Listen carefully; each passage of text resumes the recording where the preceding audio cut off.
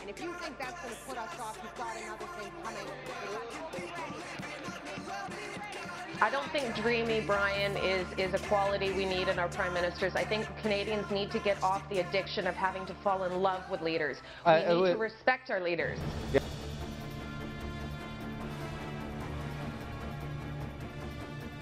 Premier McGuinty was also caught trying to slip through changes to the school curriculum so that beginning September, sex education will be taught to 6-year-olds in grade 1. Parents are already coming forward and telling us that they weren't consulted with. Catholic school boards are saying they won't implement the new curriculum. And the only ones who knew what you were doing were so-called experts and Toronto advisors. What made you think you could get away with cutting parents out of a decision about their own kids? Minister. Thank you, Speaker. And I am very pleased to have an opportunity to correct a record that is so clearly laid out incorrectly today in this House. This process started 2 years ago. This is important that the Ontario government, that has the best Ministry of Education in the world. Minister. All the insiders.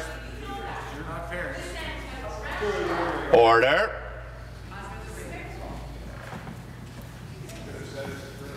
Decision is despicable. Minister. Thank you. Let me tell you about this process that they claim was so secret. We were talking about 700 students consulted, 70 organizations over 2 years, 2,400 people gave advice on drafts via the website, through letters. This was the point. We have experts, parents, teachers, principals, and community leaders. And this is important to note, that we took their advice, that our Ministry of Education is known as the best in the world. We have the best experts, we have the best institute to train teachers, we have the most visitors from around the world coming to that ministry in our government. Thank you. Supplementary. Oh, Mr. Speaker, it's really interesting. If these consultations were so broad, then why are people so outraged now? But the Liberals posted these changes to the curriculum in January. You were deliberately quiet in posting them before the rest of the curriculum changes for the fall were ready to be released.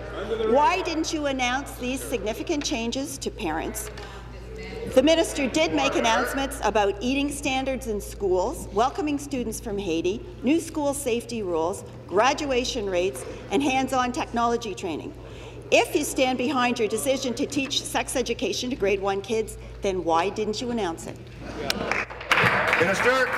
I think we do understand what the Conservatives mean to do. That's right. And I think they are back to the politics of division. Right. What we are doing with this government is working with the experts, engaging the right groups, including parents, experts in education, to develop a curriculum that represents Ontario today.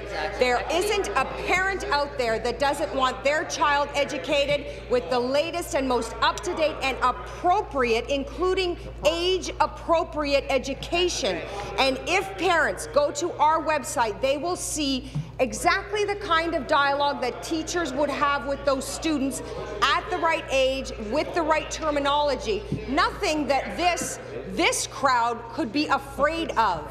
And all I can say is that in 12 years since the last update, our world has changed. It's our responsibility to make— Thank you. Final supplementary. It's quite clear that the McGuinty government failed to consult with probably the most important group of experts, parents.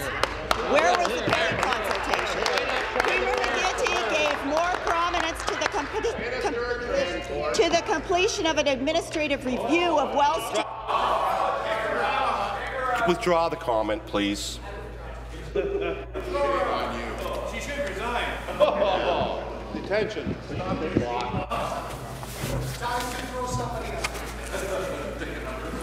I appreciate the offer from the member from Trinity Spadina. You want to be the first?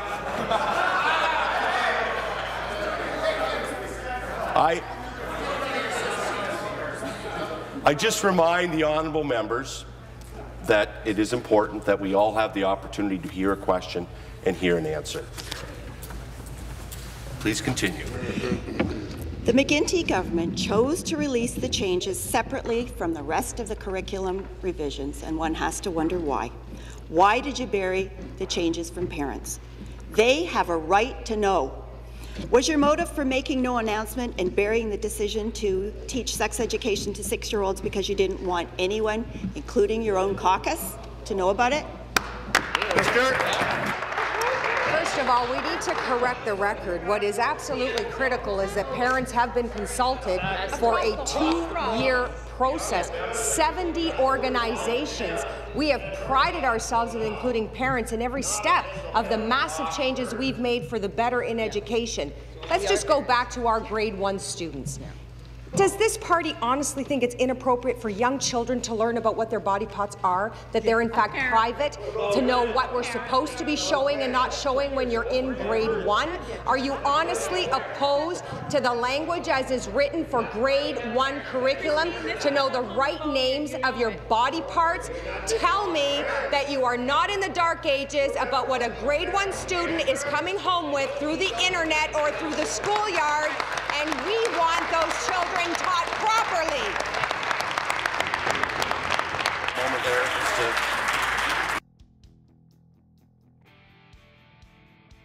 Next one comes from Joseph via our live chat, and he says, how will Sandra, quote, Lady Churchill Pupatello be remembered? It seems to me she's swearing off politics, and as a fan, I hope so. And Joseph seemed to be really frustrated with some of the internet attacks against Pupatello. He found that some people online were quite cruel and mean to her in the way they characterize her. So what do you think her memory will, or her legacy will be now? Well, I can tell you 2 things on this. Number one, I hope people will go to our website after this is done and read my blog post on this, because frankly, this was a convention that she should have won. It was hers to win. She did not win it. And I go through some of the reasons as to why that didn't happen. But having said that, my enduring memory of her at this convention will be, I think, the classiest concession speech I've ever seen in my life. When she was on stage at the end, standing beside Kathleen Wynne, getting the results, finding out that she lost, not by a small margin, but by, I think, 248 votes, which is big in these things.